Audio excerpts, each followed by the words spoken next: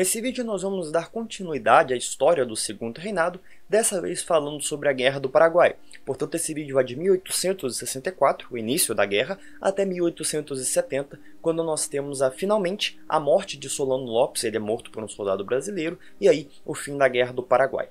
Antes de começar o vídeo, é claro, não se esqueça de já se inscrever aqui no canal, deixar o seu like se eu gostei, qualquer comentário, dúvida, sugestão aqui embaixo, e nos seguir nas redes sociais, todos os links estão aqui na descrição. Indo para o tema desse vídeo, é interessante que você tenha assistido os vídeos anteriores, para a gente entender o momento em que o Brasil está inserido, tanto no cenário nacional quanto internacional. Então sugiro que você assista os vídeos anteriores, mas nós vamos dar uma repescada rápida aqui sobre o que está acontecendo nesse momento. É importante também eu ressaltar que nós vamos ter dois vídeos sobre a Guerra do Paraguai aqui no canal. Esse vídeo aqui ele vai ser explicando o que aconteceu na guerra de modo geral, quais foram as principais batalhas, os principais acontecimentos, qual foi a evolução da guerra, e nós vamos ter um segundo vídeo na semana que vem desmentindo algumas coisas em relação à Guerra do Paraguai. São muitas as mentiras, as invenções feitas em cima desse momento, portanto eu decidi fazer apenas um vídeo para poder desfazer algumas das mentiras em relação à Guerra do Paraguai. Caso você queira deixar alguma mentira que você escutou e você queira que eu comente, pode deixar aqui embaixo também que a gente fala no vídeo seguinte. Mas pois bem, indo para o cenário da Guerra do Paraguai, é interessante que a gente lembre de algumas coisas. A primeira delas é que, em 1862, o então ditador do Paraguai, Antônio Lopes, que ele era pai do Solano Lopes, ele faleceu em 1862.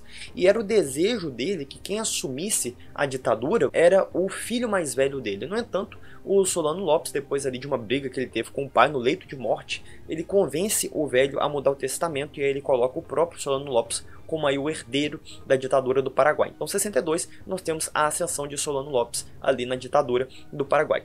Mais para frente, já em 1864, nós tivemos a eclosão da Guerra Civil Uruguaiana. O que acontece nessa Guerra Civil? Nós tínhamos, por um lado, o Partido dos Colorados.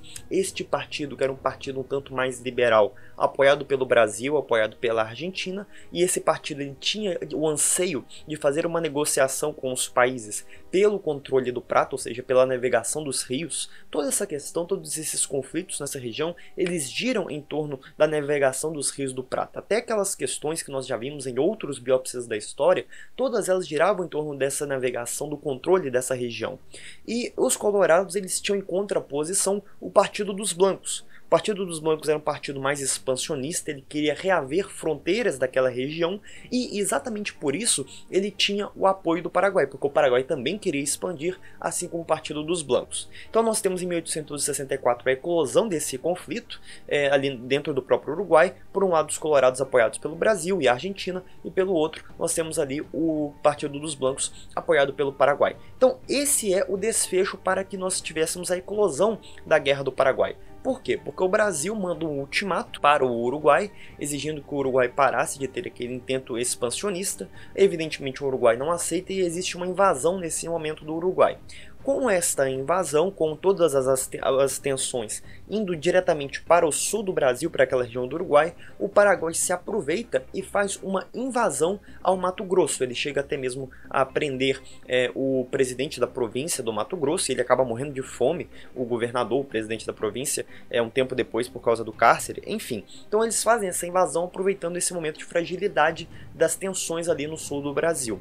E aí é nesse momento, portanto, já em 64, que nós vamos ter o estabelecimento de quais vão ser as alianças da guerra. A guerra, de modo geral, tem três momentos. O primeiro é esse de 64 a 65, que é a organização das alianças. Então, se por um lado nós temos o Paraguai, aliado com o Partido dos Blancos, e também aliado com algumas províncias da Argentina, porque essas províncias elas eram províncias que pediam mais autonomia em relação ao governo central, então o que nós normalmente chamamos dos federalistas argentinos, porque eles queriam uma descentralização. Se por um lado nós tínhamos essa tríplice aliança do Paraguai, do outro lado nós tínhamos também ali a aliança entre o Brasil, o governo argentino, que queria frear as tensões expansionistas do Paraguai, e o Partido dos Colorados. Então essas eram as alianças estabelecidas em 64.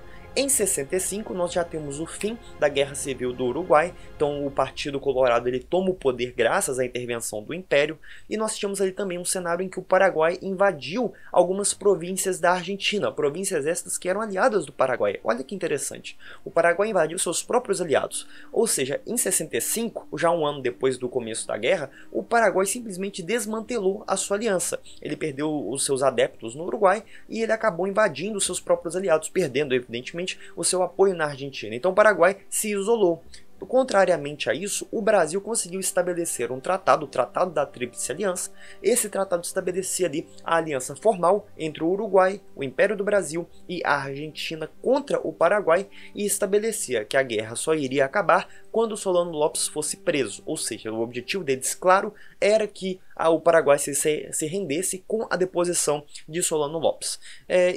Quando começou a guerra, quando nós tivemos a eclosão da guerra, todo mundo no Brasil sentiu um fervor patriótico. Por quê? Porque 1865, que é o ano que a guerra ela começa de modo mais escancarado, ela já havia começado em 64, mas em 65 que nós temos a sua formalização, portanto abrindo um segundo momento. O primeiro foi de estabelecer as alianças 64 e 65, e o segundo vai ser a guerra em si, que já vai de 65 até 68.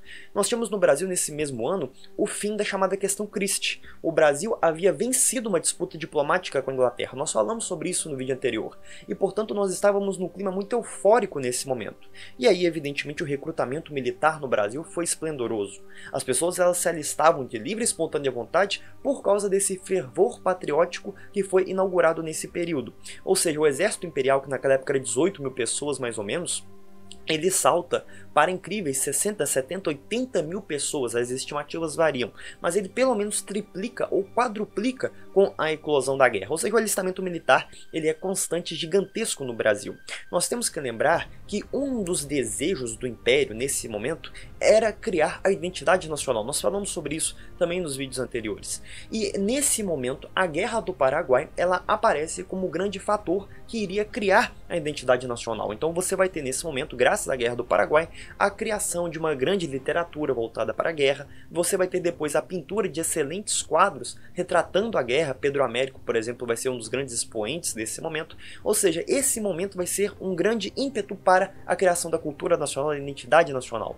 Tanto é que no Brasil, enquanto no Brasil houve uma grande euforia em relação à guerra, no Uruguai e na Argentina eles já foram um pouco mais amenos. Apesar de que na Argentina havia um lema que dizia que seriam 24 horas até os quartéis, 3 semanas até o Paraguai e 3 meses até Assunção. Portanto, eles esperavam que a guerra seria uma guerra bem curta, o que não vai acontecer. De 65 até 1870, vão ser 5 anos aí de uma longa e sangrenta guerra, muito maior do que eles esperavam a priori.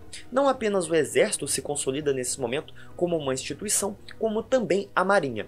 A marinha, que no começo da guerra tinha seus 45 navios, ela termina a guerra com 94. Ou seja, nesse momento nós vamos ver uma expansão muito grande das forças armadas em detrimento da antiga Guarda Nacional, que nós já falamos aqui no vídeo. Ela não deixa de existir, mas ela começa a ir para uma segunda divisão, vamos chamar assim, enquanto o exército se consolida como uma forte instituição que vai sair consolidado depois da guerra e que vai ser muito importante nos próximos anos do Império, inclusive para o fim do Império. 1865, portanto, já é o ano que acontece uma das maiores batalhas navais de toda a história da América Latina, a chamada Batalha do Riachuelo. É sem dúvida a batalha decisiva dos mares. Nesta batalha você tinha ali navios do Paraguai, com algumas bases do Paraguai ao redor do Prata, contra os navios do Império. O Paraguai tentou fazer uma manobra ali de pegar de surpresa a Marinha Imperial, no entanto eles não conseguiram, eles perderam bruscamente a Batalha do Riachuelo, e ela foi eternizada aí na belíssima pintura de Pedro Américo.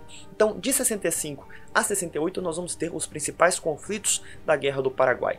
E é nesse momento também que nós vamos ter o início da exaustão de guerra. Por quê? Porque todo mundo esperava que seria uma guerra bem curta. A verdade é que não foi. A verdade é que a guerra se estendeu durante 5 longos anos. O Paraguai ele tinha um exército bem decente, bem avançado, mesmo como sendo um país atrasado, ele investiu muito para poder criar um exército profissional e de fato conseguiu fazer isso, o que deu muitos problemas para a Tríplice Aliança, e essa guerra acabou se estendendo durante esse tempo. No entanto, as principais batalhas elas vão de 65, principalmente ali com a Batalha do Riachuelo, até 1868. Em 1868 nós temos sucessivas batalhas, a maioria delas lideradas por pessoas como, por exemplo, o general Osório e o próprio Barão de Caxias, que vai se tornar o Duque de Caxias depois da guerra por causa aí dos seus serviços feitos à pátria. Essas duas figuras lideraram uma série de grandes batalhas, a principal delas, também eternizada por Pedro Américo, é a chamada Batalha do Avaí. Ela já é no final ali de 1868, e é nesse momento que o Paraguai, nesses 3 anos, 65 e 68, nesse segundo momento da guerra, o Paraguai se vê desmantelado. Nesse momento, portanto, se estabelece que o Paraguai não iria, em situação alguma, vencer a guerra. Mesmo durante todo esse tempo, mesmo com tantos reveses que o Império sofreu, nesse momento, em 68, já estava consolidado, nesse segundo momento, que o Paraguai não teria esperança nenhuma de vencer a guerra. Nesse momento, portanto, o Barão de Caxias, mais tarde o nosso Duque de Caxias, ele sai da guerra, né? Ele escreve para Dom Pedro dizendo que o Paraguai já estava derrotado. Ele dizia também que estava com alguns problemas de saúde, ele já estava com uma idade avançada, um tanto avançada para aquele momento, e ele acaba saindo da guerra, e quem entra em cena é a figura do Conde Dan. Conde Dan, marido da princesa Isabel, assume, portanto, a liderança do exército imperial na Guerra do Paraguai, e ele começa a ter um terceiro momento na guerra, que é o que vai de 68 até 1870, que é a caçada por Solano Lopes. Havia sido estabelecido que eles só iriam fazer a paz quando eles capturassem o Solano Lopes. Isso já havia sido estabelecido em 1865. E o Conde Dan, liderando as tropas imperiais, vai começar essa caçada, que só termina em 1870. Quando eles fazendo ali alguns grupos de busca, fazendo uma varredura no Paraguai, eles encontram um acampamento e identificam nesse acampamento uma figura um tanto mais robusta, mais gordinha, e aí eles falam: esse cara é o Solano Lopes, porque ele era o único gordinho que tinha ali. O resto do exército dele já não tinha tão boa alimentação, vamos dizer assim, estava passando fome, né? E aí um soldado de lança em punho, montado num cavalo, desfere um ataque ao Solano Lopes e mata o Solano Lopes, finalmente aí terminando a Guerra do Paraguai. Portanto, no final da Guerra do Paraguai nós tínhamos o exército consolidado, a marinha consolidada, nós tínhamos figuras como o Duque de Caxias, como o General Osório, como o Visconde de Tamandaré, isso já mais puxando para a marinha, consolidados como grandes heróis nacionais. Dom Pedro sai também como grande líder da nação, uma figura que representava ali a unificação nacional, o grande líder nacional, o pai da nação, vamos dizer assim. Nós temos também uma grande dívida, porque de fato foram muitos os gastos com a guerra, não foi uma guerra barata, foram muitos anos de guerra, mas apesar disso o Brasil inaugura nesse momento a sua Belle Époque, vamos dizer assim.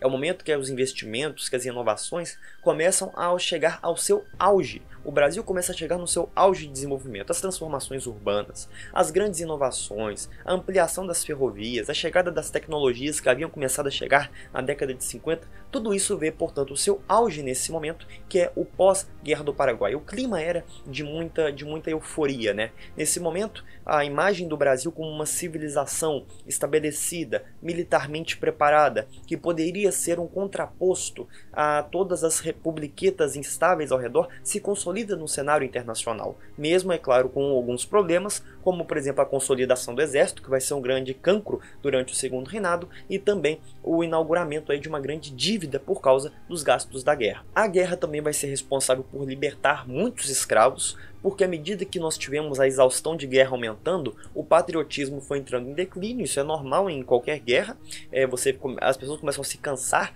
do clima de guerra, e aí muitos, ao invés de irem para a guerra, eles pagavam escravos para irem para a guerra. Então ele dava o escravo para o governo, vamos dizer assim, o escravo ia, lutava na guerra, e quando ele voltou, ele foi alforriado. Portanto, nós tivemos também uma grande alforria nesse momento de escravos que foram para a guerra e voltaram como escravos libertados. No fim, a guerra, sendo muito dispendiosa, mobilizou cerca de 140 mil homens do lado da Tríplice Aliança. Então, só para a gente ter uma noção, a Guerra dos Ducados, que foi a guerra da Prússia contra a Dinamarca, nós falamos sobre ela nos vídeos de unificação alemã, essa guerra não chegou a mobilizar tanta gente, ou seja, foi uma guerra muito grande, a Guerra do Paraguai, é a maior guerra da América do Sul. Não se compara, por exemplo, com a Guerra Austro-Prussiana, nem com a Guerra Civil Americana, mas ainda assim foi uma grande guerra, foi um grande momento de euforia e de patriotismo do Brasil, e vai ser um momento que vai marcar o segundo reinado. De certo modo, nós podemos enxergar o segundo reinado de um certo jeito antes da Guerra do Paraguai,